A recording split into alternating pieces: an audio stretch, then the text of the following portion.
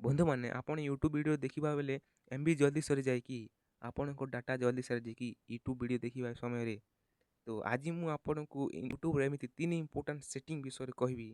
ଏହି 3ଟି setting on କରିଦେଲେ ଆପଣଙ୍କୁ 1 ଜିବି ଡାଟା ପୁରା ଦିନ ଚାଲିବ। କିନ୍ତୁ ମନେ ରଖନ୍ତୁ ଏହି 3ଟି ସେଟିଂ ସମ୍ପୂର୍ଣ୍ଣ କରିଦେବା ଆବଶ୍ୟକ। ଗୋଟିଏ ସେଟିଂ ମଧ୍ୟ ମିସ୍ କରିବେନି, ନହେଲେ ଟ୍ରିକ୍ କାମ କରିବ ନାହିଁ। ତ ଚାଲନ୍ତୁ ମୋବାଇଲ ସ୍କ୍ରିନ୍‌କୁ ଯିବା। କେମିତି ଆପଣଙ୍କ ଡାଟାକୁ ଅଧିକ ସମୟ ଦେଖିପାରିବେ ୟୁଟ୍ୟୁବ୍‌ରେ। ତ ସ୍କ୍ରିନ୍‌କୁ ଯିବା। ତ ପ୍ରଥମେ ତ ଆପଣ ୟୁଟ୍ୟୁବ୍ ଆପ୍ସକୁ ଓପନ୍ କରିନେବେ।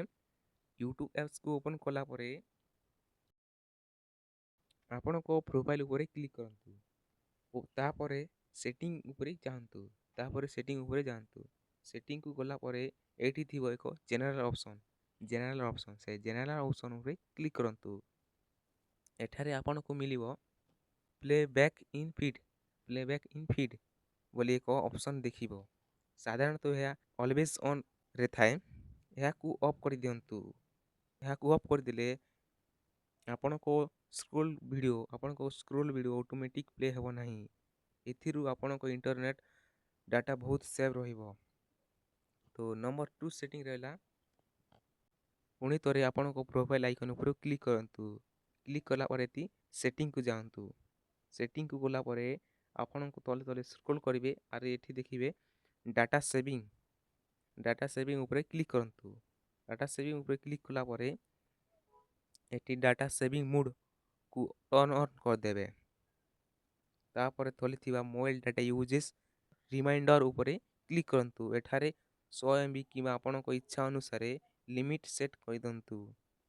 ଏହା କରିଦେଲେ ଆପଣଙ୍କର ରିମାଇଣ୍ଡର୍ ମିଳିବ ଏବଂ ଅଧିକ ଡାଟା ଖର୍ଚ୍ଚ ହେବ ନାହିଁ। 3 ନମ୍ବର ସେଟିଂ ମୋଷ୍ଟ ଇମ୍ପୋର୍ଟାଣ୍ଟ। ଏବେ ମୋବାଇଲ୍‌ର ଆପ୍ସକୁ ଯାଆନ୍ତୁ। ମୋବାଇଲ୍ ଆପ୍ସ ସେଟିଂକୁ ଯାଆନ୍ତୁ। ୟୁଟ୍ୟୁବ୍ ଆପ୍ ଉପରେ କ୍ଲିକ୍ କରନ୍ତୁ। ତାପରେ ତଳେ ଥିବ ମୋବାଇଲ୍ ଡାଟା ଆଣ୍ଡ ୱାଇଫାଇ ଉପରେ କ୍ଲିକ୍ କରନ୍ତୁ। ଏଠାରେ ବ୍ୟାକଗ୍ରାଉଣ୍ଡ ଡାଟା ବୋଲି ଅପସନ୍ ଆସିବ। ଏଠାରେ ୟୁଟ୍ୟୁବ୍‌ର ବ୍ୟାକଗ୍ରାଉଣ୍ଡ ଡାଟାକୁ ଅଫ୍ କରିଦେବେ। ଏହା କରିଦେଲେ ୟୁଟ୍ୟୁବ୍‌ରେ ବ୍ୟାକଗ୍ରାଉଣ୍ଡ ଡାଟା ୟୁଜ୍ ହେବ ନାହିଁ। ବନ୍ଧୁମାନେ ଏହି 3ଟି ସେଟିଂ ଠିକ୍ ଭାବେ କରିଦେବେ, ଆପଣଙ୍କ ମୋବାଇଲ୍‌ର ଇଣ୍ଟରନେଟ୍ ଡାଟା ପୁରା ଦିନ ଚାଲିବ। ଏବେ ଆପଣଙ୍କ ଡାଟା ଶୀଘ୍ର ଶେଷ ହେବ ନାହିଁ। ଯଦି ଏହି ଭିଡ଼ିଓ ଆପଣଙ୍କୁ ୟୁଜଫୁଲ୍ ଲାଗିଲା ତେବେ ଭିଡ଼ିଓକୁ ଲାଇକ୍, ଚ୍ୟାନେଲକୁ ସବସ୍କ୍ରାଇବ୍ କରନ୍ତୁ ଏବଂ ଏହି ୟୁଟ୍ୟୁବ୍ ଚ୍ୟାନେଲକୁ ସବସ୍କ୍ରାଇବ୍ କରନ୍ତୁ। ଦେଖା ହେବା ଆଉ ଏକ ନେକ୍ସଟ ଭିଡ଼ିଓରେ। ଜୟ ଜଗନ୍ନାଥ।